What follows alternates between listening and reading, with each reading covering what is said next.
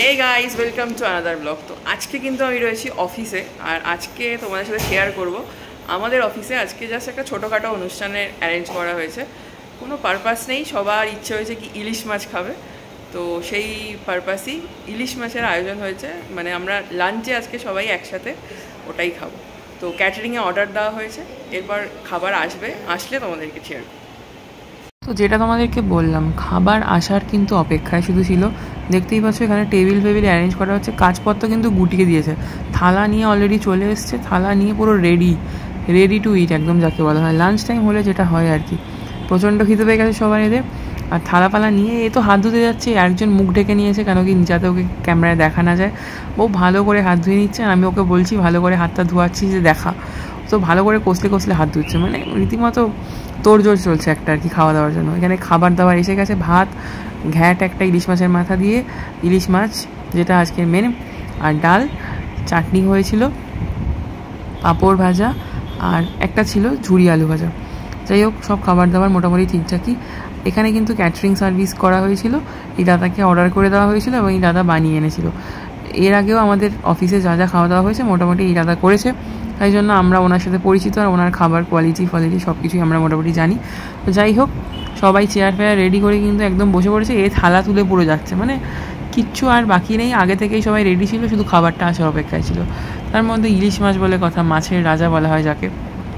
এখানে আবার বলছে জায়গা রেখে যা, মানে জায়গা চুরি হয়ে যাওয়ার একটা চান্সেস আছে, বুঝতেই পারছো কী অবস্থা। লাঞ্চ টাইম হলে আর কি যা হয়, সবার পেটে একদম ছুঁচো ডন মারছে। এখানে কিন্তু কেউ মুখ ঢাকছে কেন কি আমি ব্লগ করছি, সবাই কিন্তু বুঝতে পেরে গেছে। যাই হোক, থালা নিয়ে সবাই রেডি, এখন শুধু পাতে পড়ার অপেক্ষা। এবার ডাল পড়ে গেছে, ভাত পড়ে গেছে, স্যালাড আর আলু ভাজা পড়ে গেছে। ডালটা কিন্তু বেশ ভালো ছিল, আর রান্না মোটামুটি এনার ভালোই। তো এখানে অলরেডি পড়েনি ভাত কিছুই, ওই জন্য ওরা স্যালাড চেয়েছে। যাই হোক, ভাত পড়ে গেল, আর ওদিকে একজন মুখ ঢেকে রেখেছে কেন কি ওকে যাতে ক্যামেরায় না দেখা যায়। যাই হোক, সবাই ঠিকমতো বসে পড়েছে। এটা ছিল প্রথম ব্যাচ, আমরা এর পরের ব্যাচে বসেছি, কারণ একসাথে সবার পক্ষে বসাটা সম্ভব নয়। এখানে সবাই কিন্তু বেশ মন দিয়ে খাওয়া দাওয়া করছে, দুপুরবেলার খাওয়া বলে কথা। আর বাঙালিদের ভাত তো মানে প্রিয় ব্যাপার, দুপুরবেলা ভাত হলেই সবার হয়তো একটু বেশি ভালো হয়, বাট সবাই যেহেতু অফিসে থাকে তাই জন্য ভাত খাওয়া সম্ভব হয় না। আর আজকে যখন সবাই মিলে একসাথে মিলেমিশে খাওয়া দাওয়া হচ্ছে, তখন ব্যাপারটা কিন্তু অনেকটা বেশি এনার্জেটিক লাগছে। নিজে খাওয়া একা আর সবার সাথে মিলে বসে খাওয়া, গল্প আড্ডা দিতে সেটা কিন্তু অনেক বেশি স্পেশাল। সেটা যাই হোক, ডাল ভাত হোক না কেন, তাতেই কিন্তু অনেকটা বেশি স্পেশাল হয়ে ওঠে। আর এখানে সবাই মন দিয়ে খাচ্ছে, মুখ ঢেকে রেখেছে যাতে কি দেখা না যায়। এরপর আমাকে রবি বলছে যে ইলিশ মাছটা দেখাতে। যাই হোক, ইলিশ মাছ দেখিয়ে দিলাম, বেশ বড় সাইজেরই কিন্তু, যেটার জন্যই মেনলি সবাই এক্সাইটেড ছিল।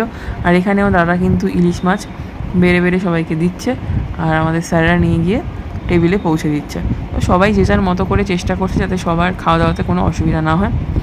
ইলিশ মাছের সাইজগুলো কিন্তু বেশ বড়ই ছিল। আর এই যে আবার সোমনাথদা আমাকে বলছে ইলিশ মাছটা দেখাও। ইলিশ মাছটাই যেহেতু আজকের মেন, আর এই সিজনটাই যেহেতু ইলিশ মাছ, তাই জন্য সবাই আমরা ঠিক করলাম কি ঠিক আছে ইলিশ মাছ খাবো। এর আগের বারও আমরা খেয়েছিলাম, কিন্তু আমি ব্লগ করিনি, আর এবারও করলাম, তাই জন্য মনে হলো কি এবার চলো ব্লগটা করি, কেন কি ব্লগটা করলে একটা মেমোরি থেকে যায়। তাই সবাই যে যেখানেই থাক না কেন, যারই ট্রান্সফার হয়ে যাক না কেন, সবার মনে থাকবে। এই যে সুন্দর একটা বক্সে কিন্তু রসগোল্লাটা পরিবেশন হয়েছিল, এটা খুবই ইউনিক লেগেছিল। চাটনি, রসগোল্লা, পাঁপড় সব কিছুই ছিল। তো এরপর আমরা বসে পড়েছি খেতে।